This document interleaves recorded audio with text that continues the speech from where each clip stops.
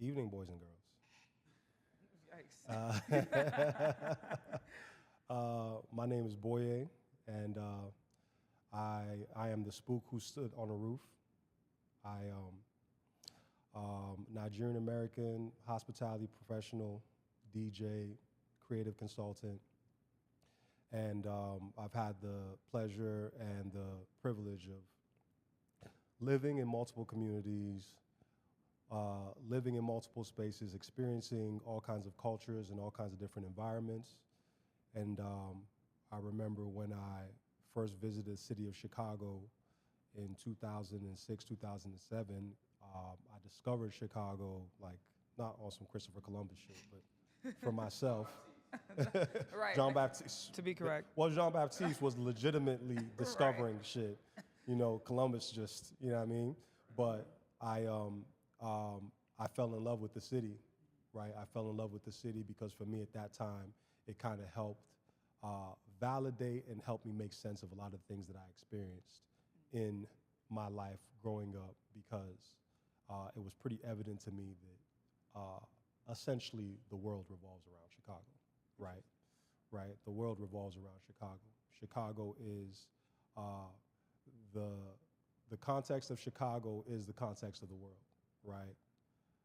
Juxtaposition, contradiction, hypocrisy, pride, insecurity, community, divisiveness, all the above.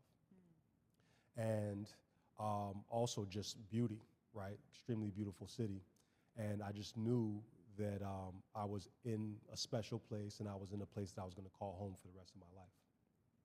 Being a hospitality professional, it allowed me to view the city from a very unique lens, partially because I was an outsider coming with an outside perspective, but also I was in the center of the city, interacting with the city at points where the city converged, primarily in the Loop in downtown, but also getting to witness all the different segments of the city converging in a manner that wasn't typical when they're in their own neighborhoods, right?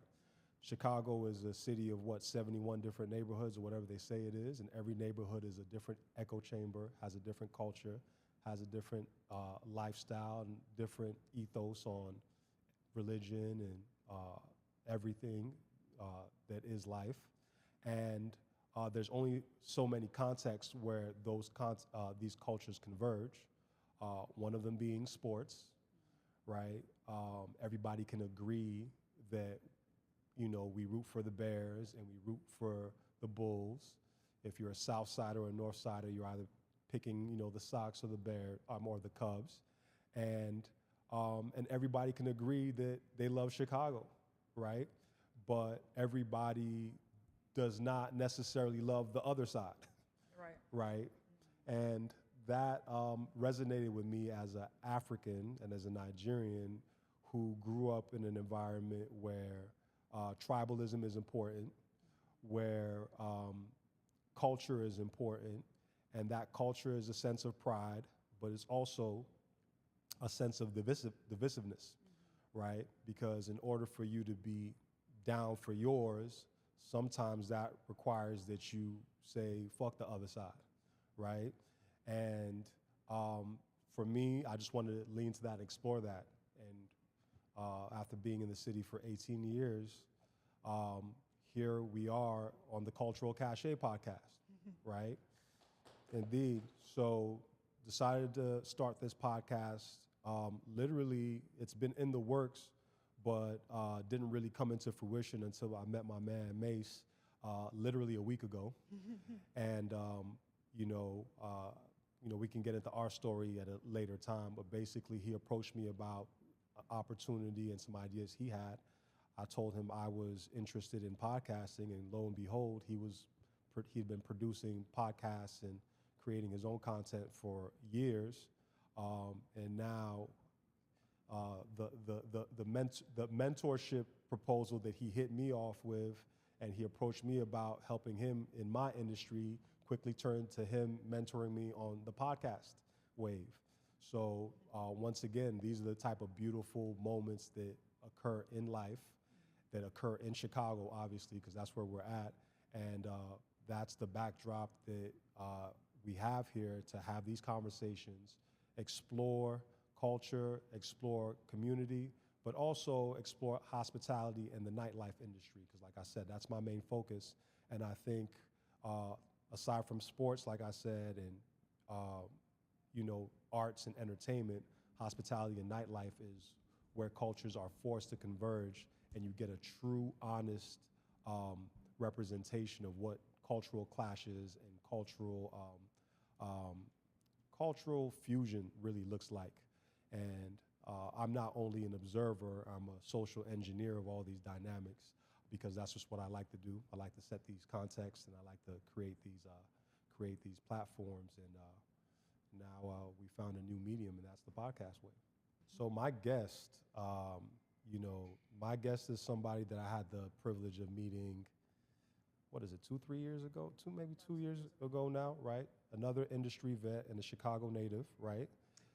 Somewhat. Okay. Okay. But someone who I met in the industry at my place of work, as I meet most of the people that I call friends and colleagues now, and someone who has always had a unique perspective, been very introspective, a writer, published author to be exact, and someone who works in the service industry. And that's what I always loved about the service industry, is knowing and learning, getting to know the passions and the personalities of people outside the work. Because being in the service industry and being of service requires that you kind of put certain aspects of yourself to the side. And when I find out who people are outside of that context, and I find out what really makes them tick, I find it very fascinating. And that's why I wanted to invite Imani Dixon to the podcast, and get her to share her perspective on the first episode. And Imani, welcome. Hi, thank you. Thank you for having me. And I know I just gave you your introduction, but I would love for you to introduce yourself and give us the full story. Not the whole story. Yeah, we're going to keep it short. Yeah. But basically, where you're from, how you got into the service industry, a little bit about your writing, and also kind of just where you're at in this present moment. So again, my name is Imani, as Boye said. Very glad to be here. Definitely an honor. We've known each other for a couple years now, but knowing that you have been in the industry for as long as you have, lots of different individuals you could have invited. So it really means a lot that you considered me for this. Sure. And interestingly, it's a topic that I love to talk about. I'm very passionate about. As many of us as industry professionals, we have a plethora of different passions. And it's just great when they can kind of come together. I love that word you used earlier, converge. And so a little bit about my background would be that I was born in Chicago, Hyde Park neighborhood, one of those 71 neighborhoods, but I'd say it's one of the more popular ones. That's where the University of Chicago is located. One of the more diverse ones, I would dare say. Exactly. Yeah. So one of the interesting facts about Chicago is that many of the neighborhoods that the universities are located in happen to be the most diverse, which it's like that of most cities, big cities, but in Chicago in particular, it's kind of interesting because you'll be in a neighborhood like Hyde Park that's very diverse, and then literally the infamous O Block is like 3 blocks away, right? And it's all black. Yeah. So, and impoverished and a few other things. It's gotten better over the years, but so there's a lot of that you see around the city. Okay. And to that point, when I was born here, but I moved to Southern California when I was 10 years old. Okay. So I grew up out there from 10 to 18. Okay. So similar to yourself, I was kind of like this outsider with some roots here though, in a way. So it's always been this experience of really, my people are from here, my roots are here. Well, the southern roots, and then like most Chicagoans, their people came from the South. But this is my people are here. So when I came back to Chicago, it was to go to college. I went to University of Illinois, Chicago. Okay. I studied sociology, which I'll bring up in a second how much that contributes to me being in industry every single day. Okay. But while in school, that's when I chose to get a job working in restaurants. Okay. Or at least I'll say I attempted, because it was an attempt initially. Okay. I quickly learned that the standards were very high. I learned the culture, that the restaurant hospitality industry in Chicago is a very big, competitive, like it's it's arguably tough. it's tough. It's one of tough. and it's for good reason. Yeah. You know what I mean? Yeah. So I had to, had to kind of shake some of that greenness off and realize, look, girl, you got to come ready, right? Absolutely. And with that, also while studying the city in school, sociology, the study of social, whether it's social groups, class, things of that sort, the intersections of race, class, gender, X, Y, and Z, I quickly realized how much my identity specifically dictated how I was going to be received in different spaces, different restaurants, different neighborhoods, and how that contributed to just my overall journey in the industry early on. I want to hop on something right quick. Yeah. When you say your identity, Yeah. what facets of your identity specifically are you referring to? I would say the first and foremost is being a Black woman out the gate. I Okay. think that race in Chicago, it just has a very undeniable, as I would tell people, you're kind of hyper visible and invisible at the same time, sure. depending on where you are. For sure. And even with me being a Black woman, there's still things that I don't have to necessarily experience or I don't go through compared to the next Black woman, because of course we're not a monolith as a people, right?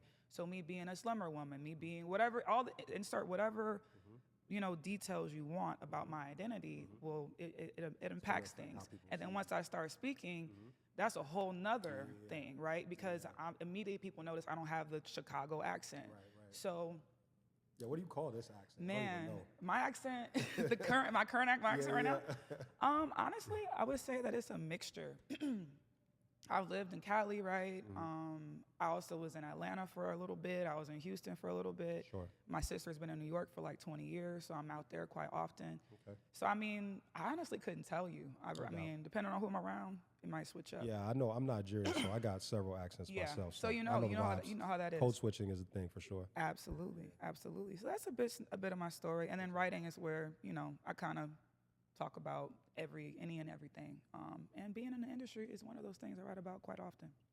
No doubt. Awesome.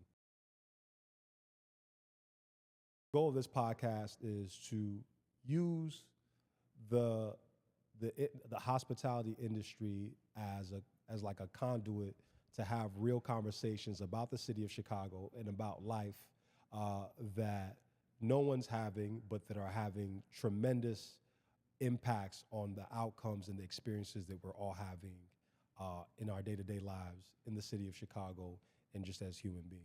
So I like to reference places that I've either worked at or I've had firsthand experiences with that everyone's familiar with, and use them to highlight some of the reasons that we're having some of the outcomes, and just kind of explain some of the things that we're all experiencing and give it a voice and give it a context that a lot of people may not be speaking on at this time. So like I said, I've been doing this for about 18 years. Well, no, I've actually been doing this for much longer, but in the city of Chicago for 18 years. And the last 15 years have been strictly focused on food and beverage, right? Prior to, I was more in the hotel space, but the last 15 years have been focused on food and beverage. Worked everywhere from the Radisson Blu to the Freehand to, Black-owned spaces like Nouveau Tavern, if anyone ever heard the name Nouveau Tavern. That's a throwback. That was like one of the OG River North, Wow. That was the spot. juggernauts, Yeah. right? I feel we'll have to do another episode on that at another time because it was I got way in there ahead of with a its sick time. idea. Yeah, I bet you did. It was way ahead of its time, and but also didn't last very long. Nope. And then everything kind of changed for me when I started working at Soho House. Right? When I became a club manager at Soho House, I felt like I finally made it into I finally became an all-star, a hospitality all-star. And Soho House was very revolutionary because it was founded in the UK. It's actually a foreign company founded by a gentleman named Nick Jones in the city of London on Greek Street in 1995. and it was a members only club for creatives, right? And at that time, I don't know if that was a precedent that ever been set, but when people think of members only clubs, they typically think of country clubs and, yacht clubs and all this elite, level of, membership and, wealth that you have to attain. But Soho House was predicated on being a safe haven for artists and creatives. And the genius of Soho House was not only was it a space that you had to be an artist or creative to become a member of, it was a hospitality entity of immense high standards, high integrity, and just honestly just dope vibes. Everything from their playlists to the furniture to the programming to the company ethos. You could tell, or at least I could tell from the time I started working there, that I was in a unique space and I was part of something that was revolutionary and that had changed the face of hospitality already. Because I was just discovering it in 2014, but obviously, like I said, they've been around since 1995, so this was something that was drumming up. Soho House Chicago was an anomaly in the portfolio of Soho House because, for multiple reasons. First of all, at the time it was established in 2014, it was the largest Soho House in all of North America, right? 108,000 square feet of just restaurants, bars, rooftops, cinemas, hotel rooms, gym, spa. It had everything in one space. But being that the company had taken a chance on a city like Chicago and decided to make such an investment in the city, it was interesting to find out and discover that as dope as this space was, and as much as of a revolutionary concept as it was mired in debt, right? It wasn't really actualizing the revenue that the investors and that the company was hoping for. And there's a plethora of reasons for that, but I'll say the biggest reason was Chicago, right? And it's something that a lot of foreign entities fuck around and find out about Chicago when they get here, right? The rules here are different. Whatever worked in New York, whatever worked in Miami is not automatically going to work here. And there's specific reasons and there's specific rules and guidelines to getting things to work here. And that's where I developed, the perspective that, the cure to purity is parody. And you can say that in reverse. Parody is the cure to purity, right? When you come to Chicago with intentions of bringing a specific perspective, of introducing a certain concept or introducing a certain vibe, you'll quickly find out that you're not going to really be able to take a foothold in the city until you let that conversation, that monologue turn into a dialogue. You're going to come here, you're going to tell the city what you think or who you are and what you want to be, and then the city's going to tell you what you are, whether you like it or not. Or you can just get the fuck out, right? Correct. Or you can just be miserable the whole time you're here, right? And that's why I say the cure for purity is parody, because when you come, whether your intentions are pure or not, but you have a pure vision of what you think it is and what you think it should be, you're going to have to reconcile with other voices that are going to get involved in that conversation. And it goes back to what I said about the multiple neighborhoods and the multiple cities and the convergence of all these different vibes in the hospitality space. If you want to be in an echo chamber, you stay in your neighborhood, right? If you want everybody to think like you, vote like you, dress like you, eat like you, then just stay in the neighborhood, right? But once you get closer to the loop and then you start interacting with tourists, foreigners, niggas from out west, the red line, the pink line, all the above, you're going to have to figure out a way to navigate that. And in order to navigate it successfully, you have to embrace the parody. And it's one of the things I love, right, about the industry and about the city. I know I just went on a huge ass soliloquy right there, but I don't know what your thoughts are, or if you want to weigh in on You that know, conversation. First, I guess since you started with Soho, I will say that it's interesting. You know, I find there to be quite a few parallels. There will be throughout some of these conversations. So I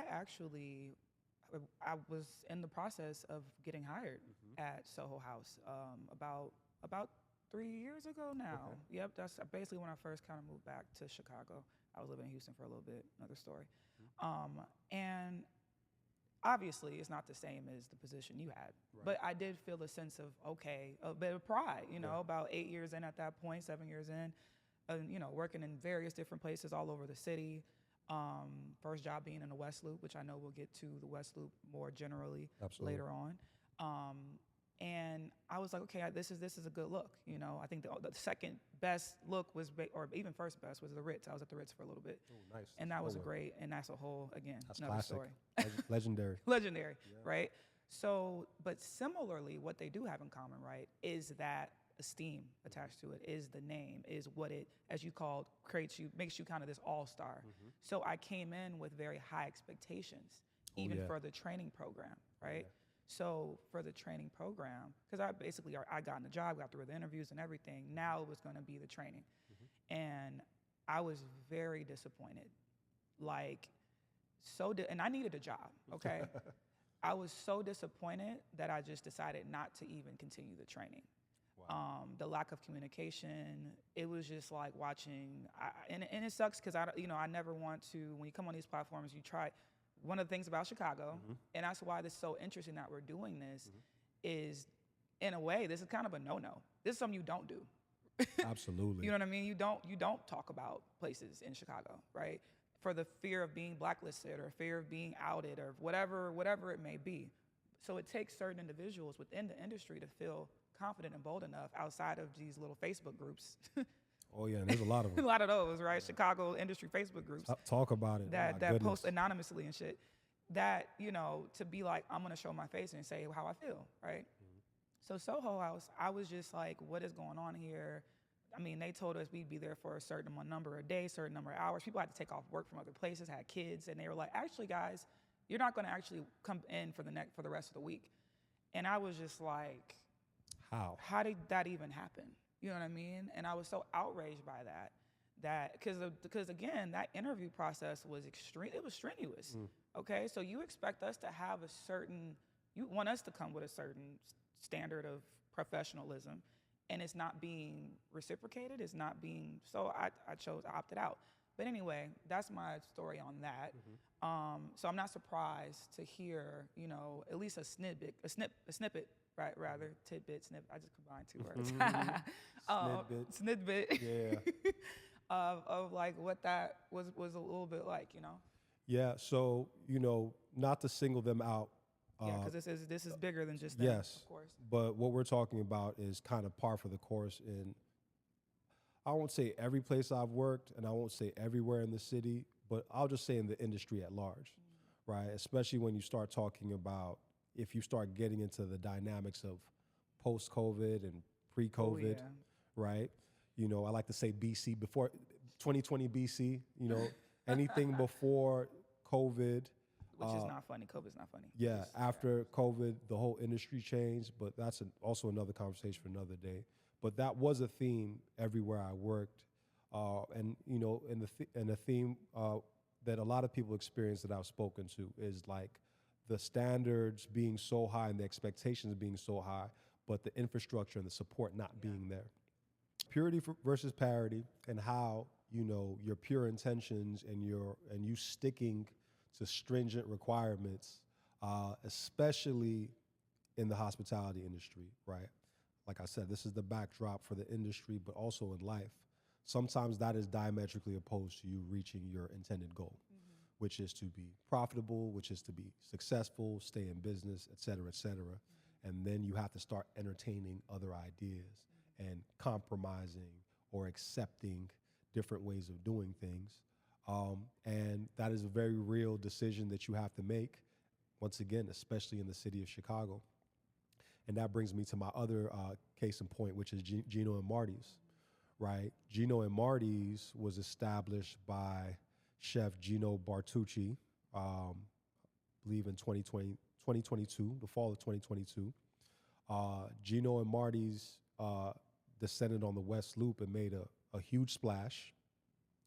Met with a lot of, fanfare, a lot of hype. I knew a lot of the people who were investors and part owners in that concept. Ironically enough, a lot of them were Soho members.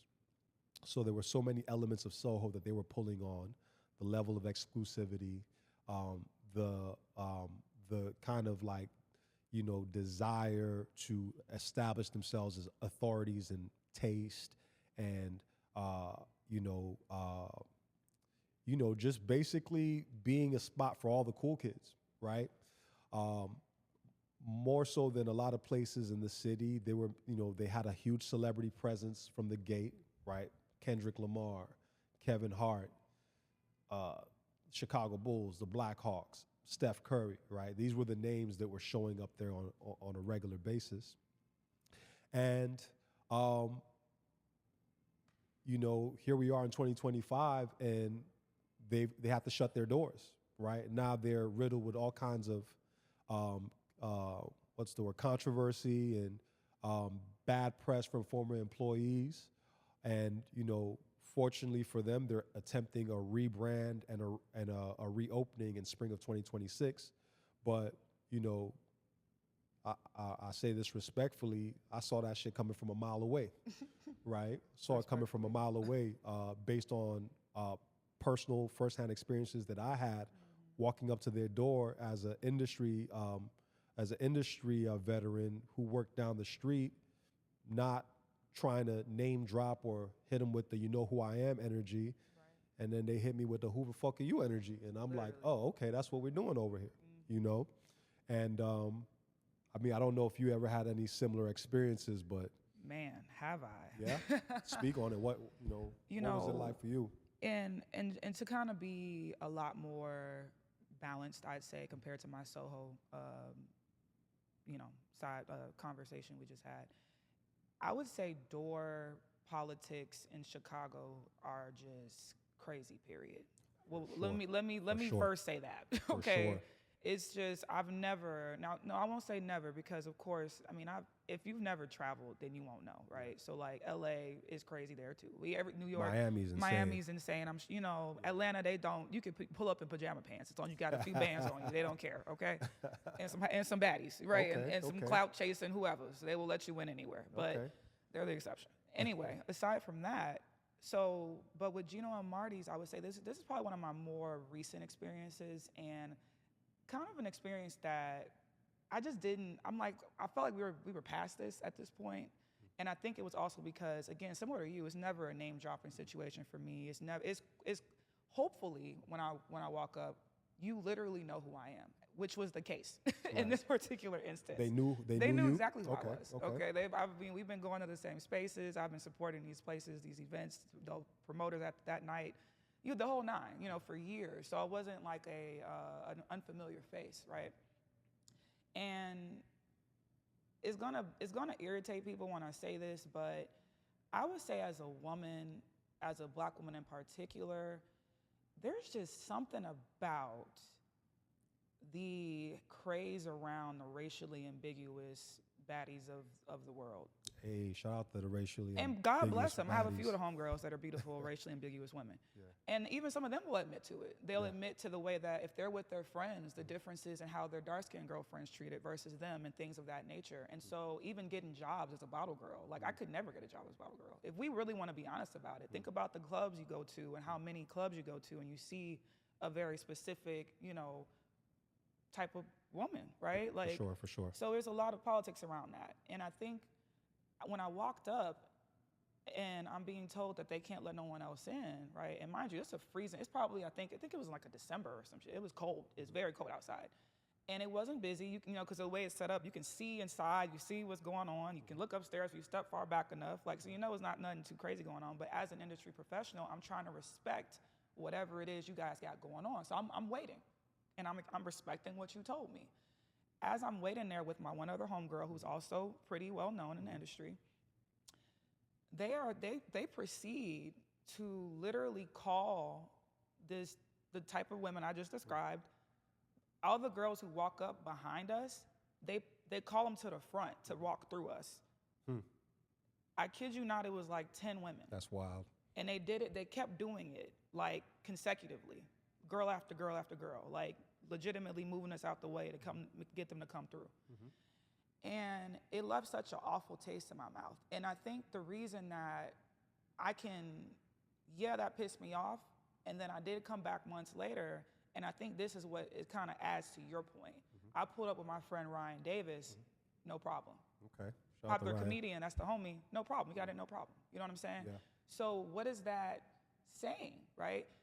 That your whole concept of purity, cure for parody, cure for purity. Okay, celebrity, you let in. You don't know who I am. Like, yeah, you may know me as the girl in Chicago who works in industry like you do, but just like how you got friends that are popular and important, I do too. Yeah. So at what point do we start to really evaluate these standards of like who's cool enough or who's got enough clout or who's like, you know what I'm saying? Like, 'cause that's insane. I will say there's a point where you have no choice, and that's the point where you go out of business. Right. There is a point where you have no choice. Right. And it brings me to my second, newly developed mantra. Clout doesn't pay the bills. Right. Clout doesn't pay the bills. And, maybe historically, in Miami, in Vegas, in Hollywood, in New York, LA, that's what nightclub and nightlife industry was built on. And in a lot of instances, that's how Chicago has operated. But it goes back to what I said about hyper-focusing on this vision and having this pure vision of this space where only the beautiful, most famous, the most well-known people can come and inhabit.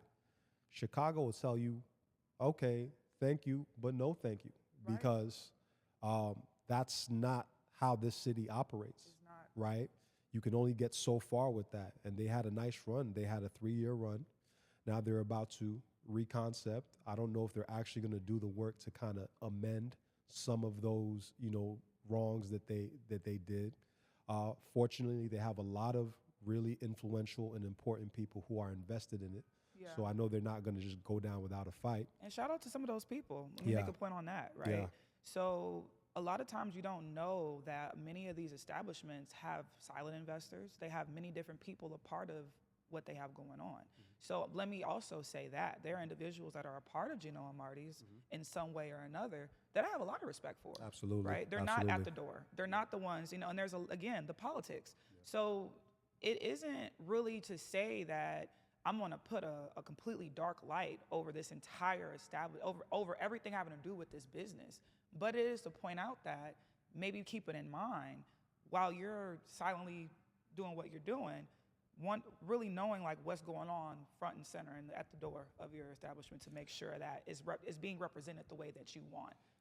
Absolutely. And, as somebody who, has had to manage doors from a doorman perspective to a manager perspective who's in the venue and not standing at the door, from a promoter perspective, from a curator perspective, or from a DJ's perspective, having to have a guest list, I know there's way more to this conversation than just more. We're not letting the dark-skinned girls in, whatever the case may be. Much deeper than that. It's much deeper than that, and that'll be another episode, another conversation, another time. But bottom line is, you don't get it right, you're going to suffer the consequences. 100%. Right. So it travels. Word of mouth. It may sound real trivial in other cities. Yeah.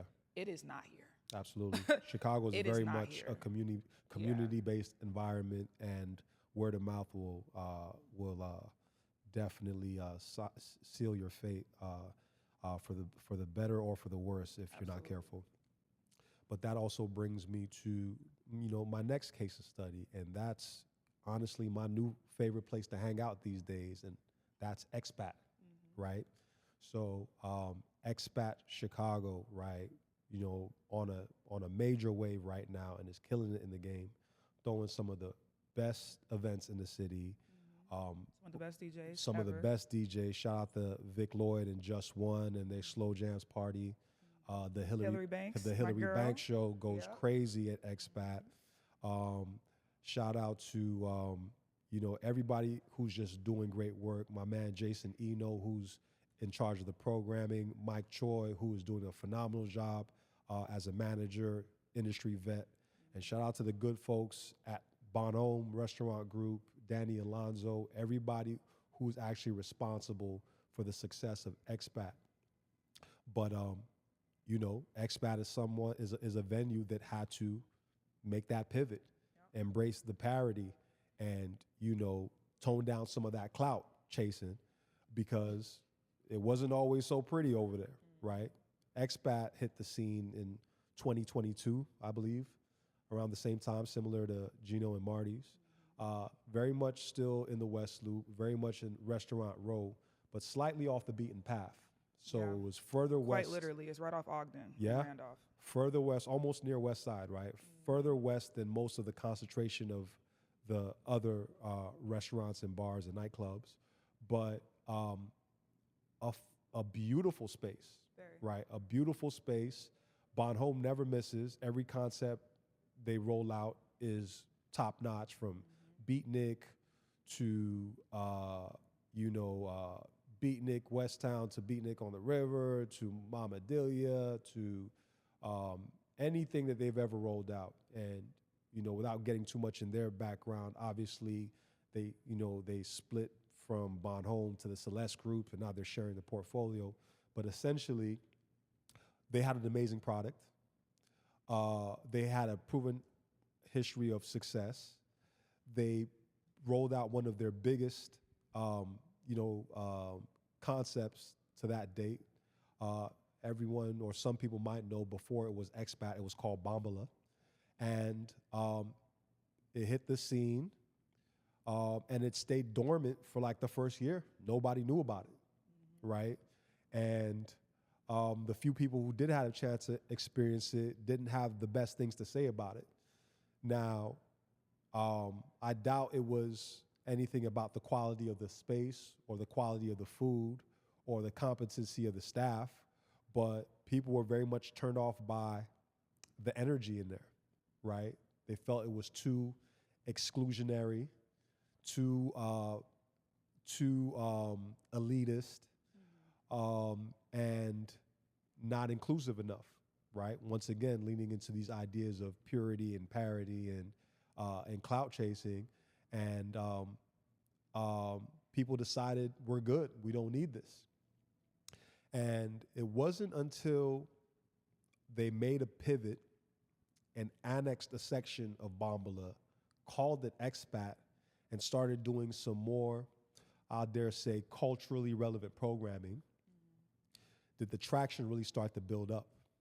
And then they started reaching out to a demographic, and I'll let you all use your imagination as to what that demographic might be, right? But definitely influential tastemakers and cultured individuals who were now being invited to take up space, do programming, and being welcome to the space. Did they start to see a resurgence? So much so that that section of Bombala that was annexed and became Expat ended up taking over the entire space. And now Expat is just this huge sprawling venue where, and which is just a unique backdrop for some of these parties that were typically not taking place in venues that were so beautiful and so opulent and so vibey, right? I think Slow Jams was happening in Easy Does It in Logan Wicker, right? And shout out to Easy Does It, because Easy Does It is a great venue, a huge venue. Old East Room. Yeah? Yeah. Right. I didn't even know that. You know what I'm saying? That's crazy. There you go. I should know these things, right? Didn't even know that was the Old East Room. And don't know, maybe one day I'll get Justin Vic to talk about why they severed ties with Easy Does It, but expat is definitely an upgrade, Yeah. right? Definitely an Even upgrade. just for, I mean, it's not that much. It's more convenient to get to. I'll say that. I mean, it's not Yeah. easy. That whole Yeah. area to park in and get to is rough. Easy does it. Easy, yeah, okay. Expat obviously still kind of a little tough, but Yeah. I think I'm willing to bet they would talk about location if Yeah. it came down to it. Yeah. So, and now they're on a wave right now, and it helps me segue to my last talking point, which is inclusion, right? And the value of inclusion.